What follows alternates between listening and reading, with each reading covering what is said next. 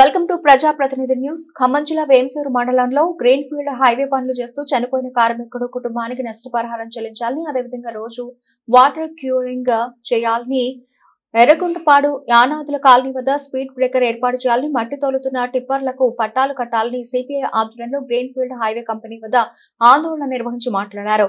CPI జిల్లా కార్యవర్గ సభ్యులు దండు ఆదినారాయణ మండల పరిధిలో ఎర్రగుంటపాడు, వేంసూరు గ్రామాల మీదుగా వేల సంఖ్యలో మట్టి టిప్పర్లు నడుపుతూ తినే భోజనంలో మట్టి, త్రాగే నీళ్లలో మట్టి, పీల్చే గాల్లో కూడా దుమ్ము, మట్టి కలుషితమై ప్రజలు శ్వాసకోశ సంబంధిత వ్యాధులతో బాధపడుతున్నారని, అలాగే కార్మికుల రక్షణ కోసం తగు జాగ్రత్తలు తీసుకోవడం లేదని అన్నారు.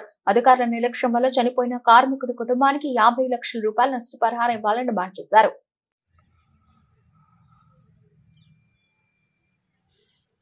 వేంసూరు మండల పరిధిలోనే వేంసూరు, ఎర్రగుంటపాడు గ్రామాల నుంచి గ్రీన్ ఫీల్డ్ హైవే అధికారులు వేలాది ట్రక్కుల మట్టిని తోలుతూ ఆ మట్టి తోలే సందర్భంలో ఎలాంటి రక్షణ లేకుండా, కనీసం పైన ఎలాంటి పట్టాలు కట్టకుండా, వాళ్ళ ఇష్టారీతిన అనుమతులు లేకుండా రెవెన్యూ భూముల్లో, పేదల భూముల్లో, చెరువుల్లో, కుంటల్లో వేలాది ట్రక్కుల మట్టిని తోలుతూ ఈ ప్రాంతాన్ని మొత్తాన్ని కూడా కాలుష్యమయం చేస్తూ ఉన్నారు. ఇక్కడ ఉన్నటువంటి ప్రజలు తాగే నీళ్ళల్లో మట్టి, తినే ఆహారంలో మట్టి, పీల్చే గాలిలో మట్టి, ఈ రకంగా అనేక రకాల ఇబ్బందులు పడుతూ ఉంటే కనీసం వారు దీని గురించి పట్టించుకున్నటువంటి పరిస్థితి లేదు. అదే కాదు, ఈరోజు ఒక కార్మికుడు ఎక్కడో గుంటూరు జిల్లా నుంచి పని కోసం ఇక్కడికి వచ్చి కరెంటు షాక్ కొట్టి చనిపోతే ఆ కార్మికుడు ఎలా చనిపోయాడు? ఆ కార్మికుడికి ఇచ్చే పరిహారం ఏంటి?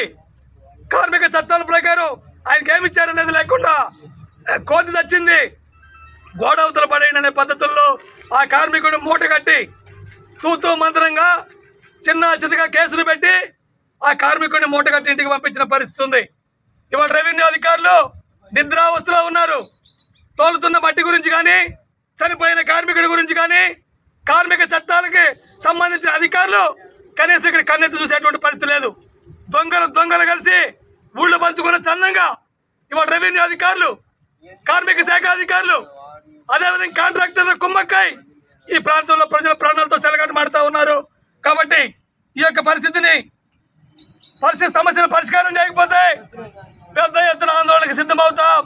ఇక్కడ గ్రీన్ ఫీల్డ్ హైవే నడవనేమని చెప్పి కూడా భారత కమ్యూనిస్టు పార్టీ తరఫున డిమాండ్ చేస్తా ఉన్నాం.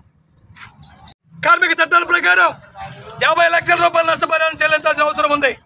కానీ ఇక్కడ ఉన్నటువంటి అధికారులు కనీసం పట్టించుకున్నటువంటి స్థితి లేదు.